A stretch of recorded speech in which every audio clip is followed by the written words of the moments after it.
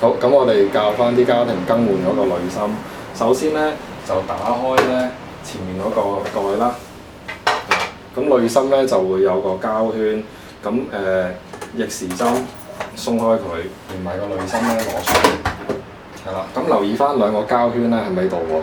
如果佢漏咗喺個底部咧，記住攞翻出嚟。好，我哋攞走舊嗰個濾芯啦。咁啊換翻一個新嘅落去，係啦，咁啊擺翻落去，